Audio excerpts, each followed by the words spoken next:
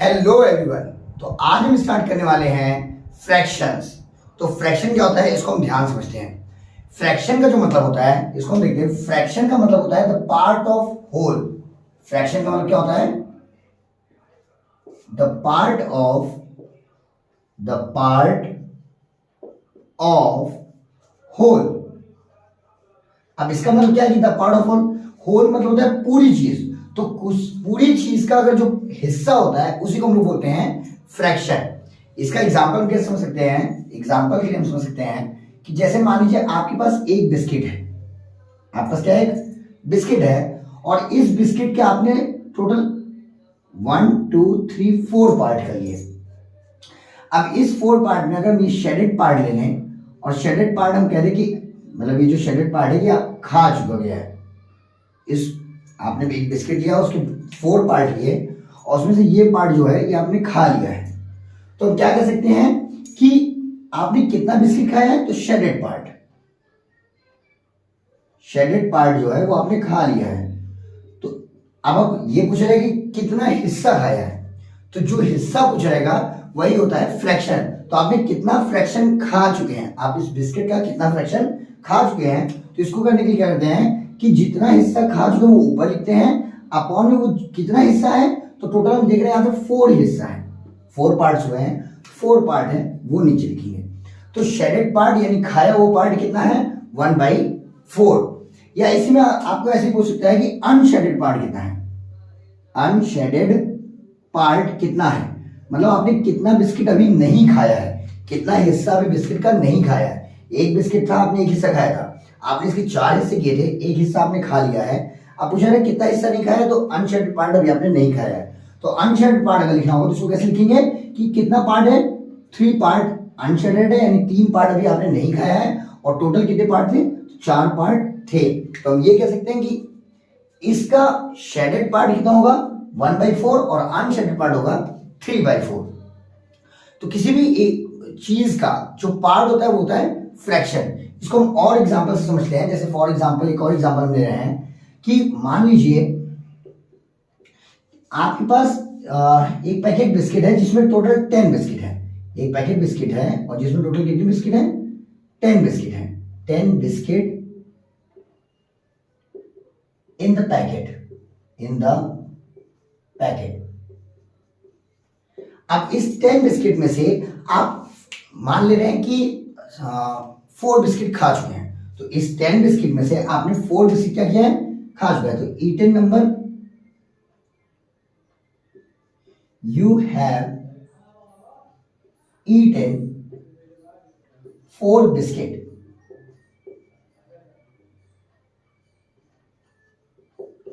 तो और कितना बिस्किट अभी बचा हुआ है?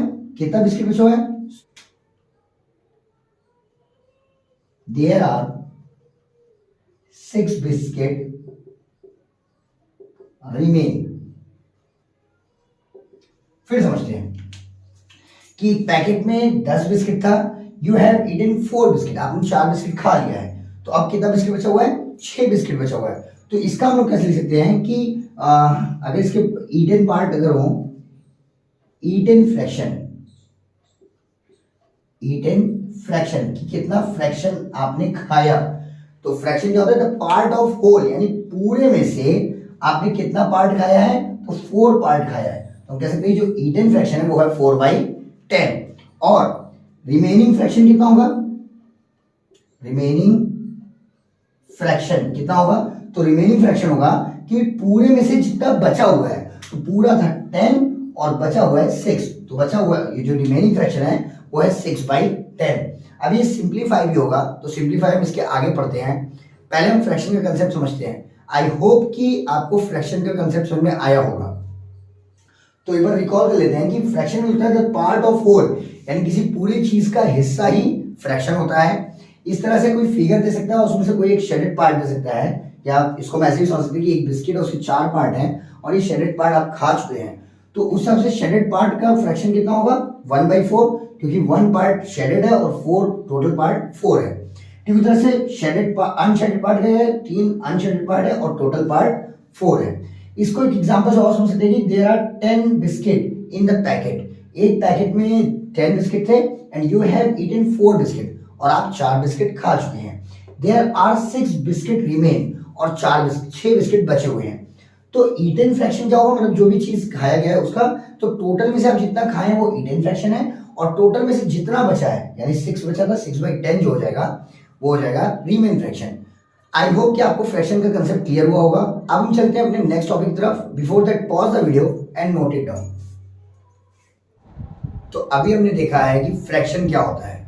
अब हम जानते हैं कि फ्रैक्शन के बारे में और कुछ जानते हैं कि फ्रैक्शन जो होता है वो 2 नंबर से मिलकर बनता है, जिसमें से ऊपर वाले नंबर को न्यूमरेटर और नीचे वाले नंबर को डिनोमिनेटर बोलते हैं। और ये जो लाइन आपको दिख रही है, इस लाइन को अपॉन और या फिर बाई बोलते हैं। कभी कभी अपॉन भी बोल सकते हैं और या फिर बाई भी बोल सकते हैं। जैसे अब हम बोल सकते हैं फ्रैक्शन क्या होता है, तो न्यूमरेटर अपॉन डिनोमिनेटर, ऊपर वाले नंबर को न्यूमरेटर और नीचे वाले नंबर को डिनोमिनेटर बोलते हैं। अब इससे रिलेटेड कुछ एग्जांपल्स हम लोग देखते हैं। कह रहा राइट द फ्रैक्शंस इफ, मतलब फ्रैक्शन लिखने हैं अगर न्यूमरेटर 7 है और डिनोमिनेटर 3 है। तो न्यूमरेटर 7 और डिनोमिनेटर 3 है तो फ्रैक्शन क्या होगा, हम कहते हैं फ्रैक्शन में ऊपर एक नंबर लिखते हैं पहले न्यूमरेटर वाला, तो यहाँ न्यूमरेटर 7 है, फिर अपॉन, फिर नीचे लिखते हैं डिनोमिनेटर का नंबर, तो अपॉन हो गया, डिनोमिनेटर नंबर 3 है, तो हमारा जो फ्रैक्शन होगा वो होगा 7/3। ठीक है, सेकंड नंबर देख लेंगे, न्यूमरेटर कितना है 1 है और डिनोमिनेटर कितना है 4 है, तो लिखते हैं पहले न्यूमरेटर, फ्रैक्शन कैसे लिखते हैं पहले न्यूमरेटर फिर अपॉन फिर डिनोमिनेटर 4।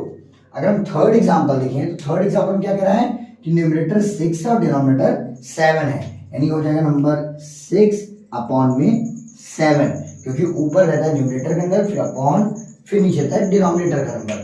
अब हम आते हैं क्वेश्चन नंबर 4 पे। 4 में देख रहे हैं न्यूमरेटर 3 है और डिनोमिनेटर 1 है, तो कैसे लिखते हैं फ्रैक्शन कि न्यूमरेटर 3 और अपॉन में डिनोमिनेटर 1।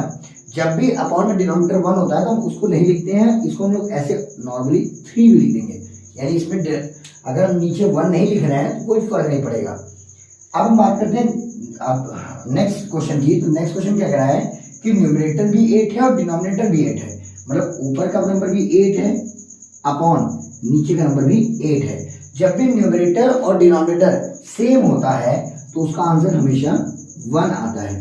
अब ये कैसे आ रहा है, ये हम लोग जब फ्रैक्शंस के डिवाइड करेंगे तो और ज्यादा क्लियर होगा। अभी हम ये समझ सकते हैं कि अगर ऊपर भी 8 है और नीचे भी 8 है, यानी ऊपर और नीचे सेम नंबर है, तो आंसर हमेशा क्या आएगा 1 आएगा।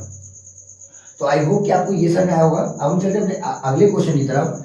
अगला क्वेश्चन क्या कह रहा है कि right the numerator and the denominator in the following fraction, यानी जो फ्रैक्शन दिए गए हैं इसके न्यूमरेटर और डिनोमिनेटर लिखने हैं। अब ध्यान दीजिए पहला क्वेश्चन जो है वो 8/3 या 8/3, तो अपॉन के ऊपर का नंबर न्यूमरेटर होता है, नीचे का नंबर डिनोमिनेटर होता है, यानी इस क्वेश्चन में न्यूमरेटर की जगह 8 है और डिनोमिनेटर की जगह 3 है।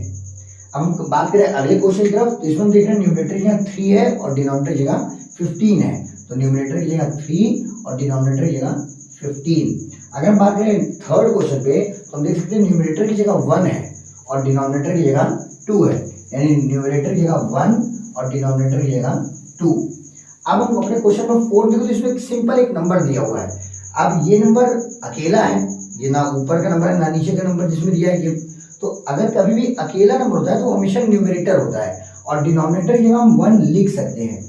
किसी भी अगर नंबर को ऐसे दिया हुआ है सिंगल तो उसमें वो न्यूमरेटर का नंबर है, यानी उसके नीचे हम लोग कौन सा नंबर लिख सकते हैं डिनोमिनेटर का, और वो हमेशा 1 रहेगा। तो हम ये कह सकते हैं कि इसका जो न्यूमरेटर है वो है 7 और इसका जो डिनोमिनेटर है वो है 1। आई होप कि आपको ये फ्रैक्शन का एग्जांपल्स क्लियर हुआ होगा। So pause the video and note it down. तो अब हम मिलते हैं अपने नेक्स्ट वीडियो में नेक्स्ट टॉपिक के साथ, तब तक के लिए थैंक यू एंड बाय।